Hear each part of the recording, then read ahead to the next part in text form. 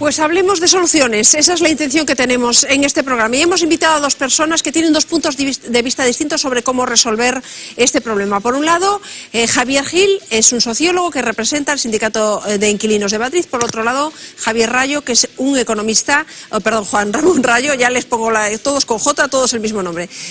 Juan Ramón Rayo, economista y además autor de un libro que ya define mucho su posición, Los 10 principios básicos del orden político liberal, el último libro de la larga lista que llevas, que no sé dónde sacas tanto tiempo. Ya antes de meternos un momento en materia, dime una cosa, de todos los políticos y partidos que se definen como liberal, ¿quién es el que cumple los 10 principios? Bueno, el que vas. Todos se definen como liberal, pero ninguno los cumple ni de lejos, ni lejanamente. O sea que yo creo que los políticos les gusta la etiqueta de liberal, pero luego no la aplican coherentemente porque no respetan. Vox tiene un programa económico bastante liberal, pero tiene un programa social muy poco liberal, con lo cual, en conjunto, puedes decir que económicamente está algo más cercano al liberalismo, es verdad, pero hay otras libertades que también cuentan y que para muchos pueden ser incluso más importantes que las económicas y, por tanto, en global no se le puede calificar como liberal. Porque este libro explica que es ser liberal y no está hablando solo del mercado. No, es las leyes del mercado, está hablando de una forma de entender el mundo, de entender la vida, de entender la sociedad. No es un libro esencialmente de economía, es sobre todo un libro sobre filosofía política, es decir, cuáles son los principios del liberalismo, una filosofía que lo que define es vivir y dejar vivir. Pues vamos a ver desde los principios del liberalismo y del Sindicato de Inquilinos, vamos a ver qué soluciones le podríamos plantear a la vivienda. Fíjense, aquí se ha discutido mucho sobre la posibilidad de que se pusiese un límite de precio para alquilar la vivienda. Y estos días se publicaba que Francia precisamente en su día planteó desde el gobierno socialista ese límite de la vivienda que luego fue llevado a los tribunales y los tribunales lo tumbaron por una cuestión de desigualdad entre barrios. Ahora Macron se ha descubierto que se había vuelto a disparar el precio de la vivienda en París y se estaba volviendo a plantearlo. Esto nos lleva a una reivindicación del Sindicato de Inquilinos que insiste mucho en que esto sería una solución válida. Por supuesto, para el movimiento de vivienda, controlar y regular los precios es una política fundamental que no es algo que nos estemos inventando nosotros, sino que ya se aplica en muchísimas ciudades de Europa y en ciudades de Estados Unidos como San Francisco y Nueva York. Ciudades como Nueva York, el 45% de los pisos de alquiler están regulados, es el ayuntamiento quien fija las subidas. En Francia, lo que habéis dicho, los tribunales han tirado para atrás esta medida, pero por cuestiones técnicas, no porque no esté funcionando. Durante los últimos años en Francia los alquileres en París habían subido más de un 50%, entre 2016 y 2017 han subido un 0,4%, menos que la inflación. En un contexto donde el sector inmobiliario se está convirtiendo en uno de los sectores económicos más rentables para especular, inversiones internacionales especulativas, fondos buitres que invierten en vivienda, no para vivir en esas viviendas, sino para especular con ellas,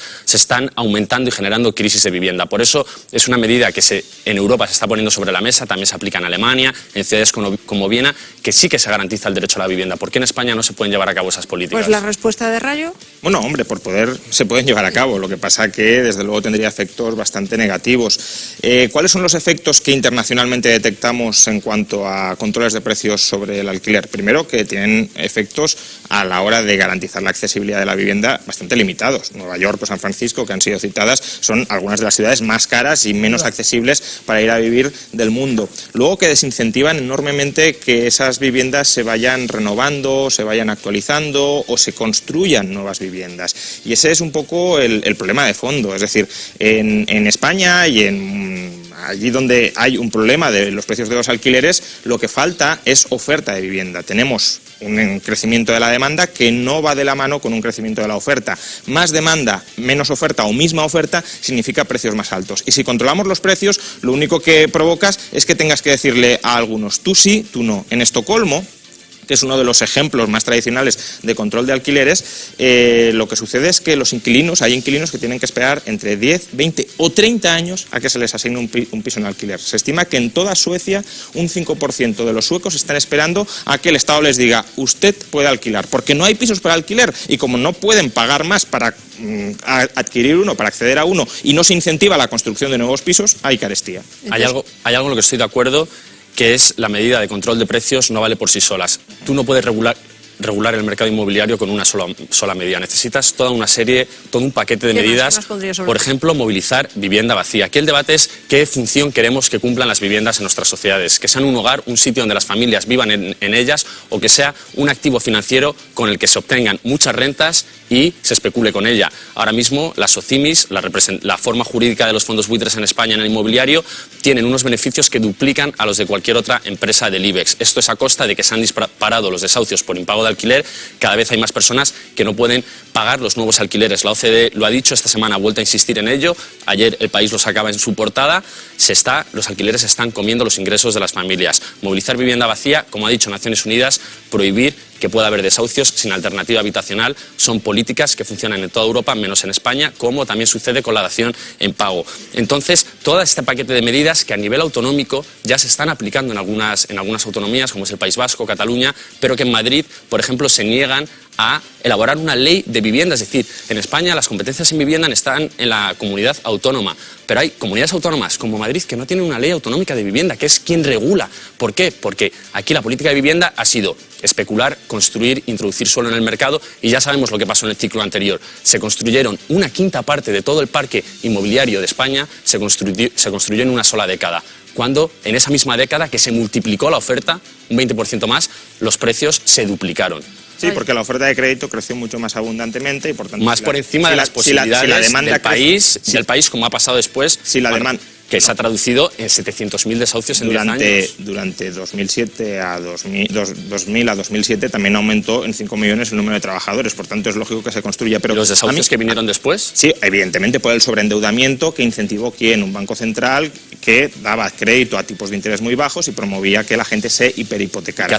Yo te quiero preguntar, ¿y qué hacemos con todas esas familias desahuciadas y qué hacemos con todas esas viviendas vacías que acumularon la banca española de personas desahuciadas que ahora están vendiendo a fondos buitres por debajo del precio del mercado? Es que tenemos casos, una afectada que tenemos, Alicia, que ahora se enfrenta a un desahucio el mes que viene. El banco ha vendido a un fondo buitre su vivienda por 45.000 euros en Usera. Eso es un precio de mercado. Nosotros, la población, podríamos acceder. Ella podría comprar esa vivienda por ese precio. Pero es una vivienda que en el mercado luego el fondo buitre la quiere vender por 150.000. Pero a ver, efectivamente, se han vendido a 45.000 euros dentro de un paquete muy grande.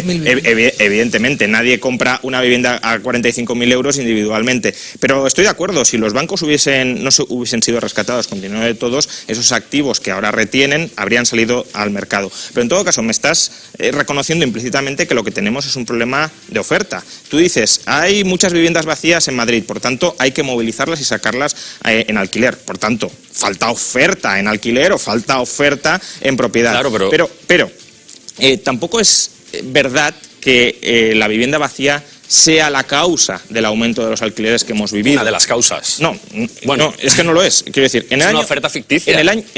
Somos el país de Europa con más vivienda vacía, 3,4 millones. Vamos a los datos. El país de toda Europa. Vamos a los datos.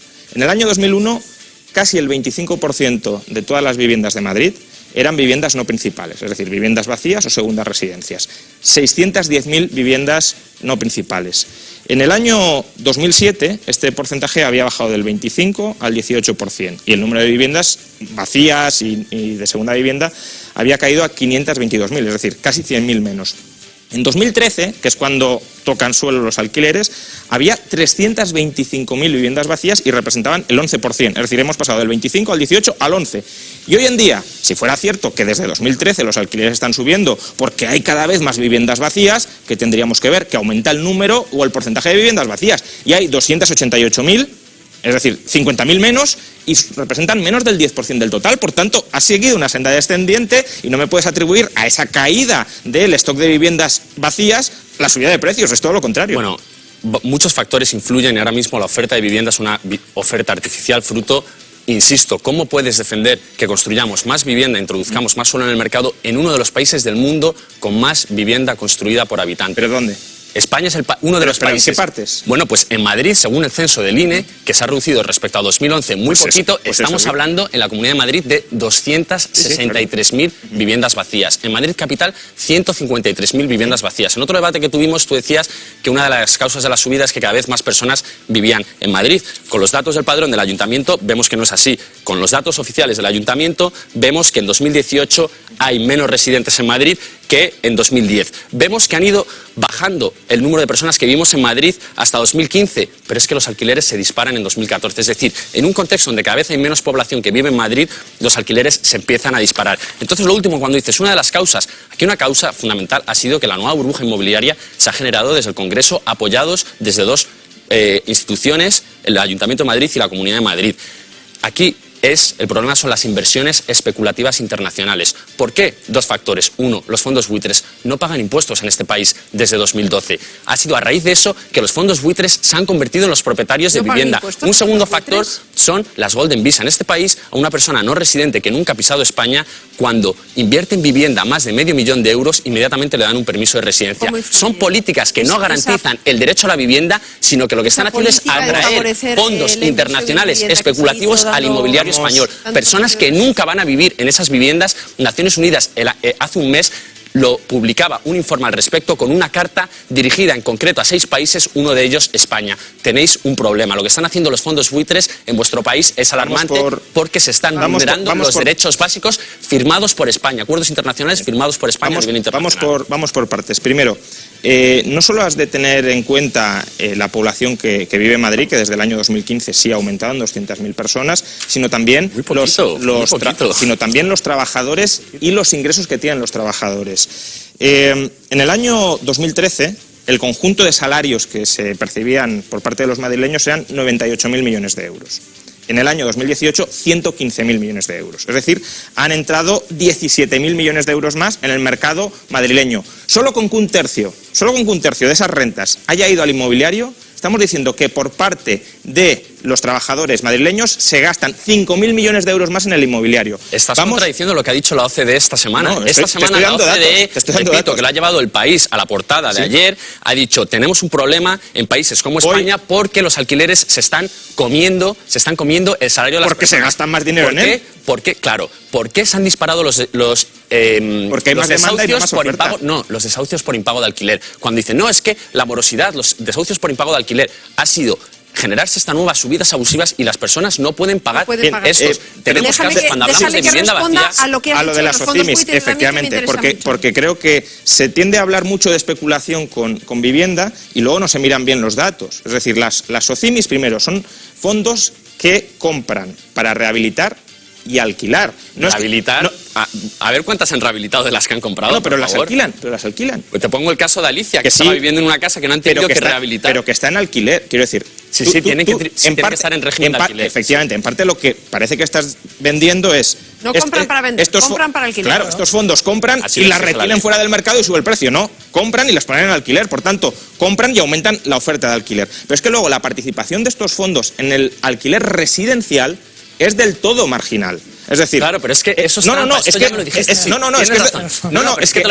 los fondos. Vamos a poner una metáfora, a ver si con una metáfora lo vemos. Sí, pero tú coges este vaso de agua, lo echas gotita a gotita en una bañera que ya tiene agua y no pasa nada. Tú coges este vaso de agua y lo tiras así a la bañera y todo el agua estalla y generas un caos, ¿no? Eso es lo que ha pasado. Es el efecto que han tenido en 4 años que estos fondos buitres hayan invertido de forma masiva porque han protagonizado la mayor operación inmobiliaria en la historia de España. Javier, la han protagonizado los fondos hablas buitres. De que han invertido mucho. ¿Cuánto han invertido en alquiler residencial estos fondos? Bueno, te lo digo yo, 500 millones de euros en alquiler residencial. Te he dicho que los trabajadores madrileños, solo por el aumento de rentas, han gastado 5.000 millones de euros más, es decir, 10 veces más que estos fondos. ¿Cómo me puedes decir que los fondos, que además las principales SOCIMIs, Merlin o Colonial, no tienen vivienda residencial? Lo que tienen son oficinas, hoteles, locales comerciales. El alquiler residencial en las SOCIMIs es del todo marginal. Que me hables de SOCIMIs, dices las principales SOCIMIS y no mencionas las 6 SOCIMIs que tiene Blackstone en este país, que es el mayor propietario de vivienda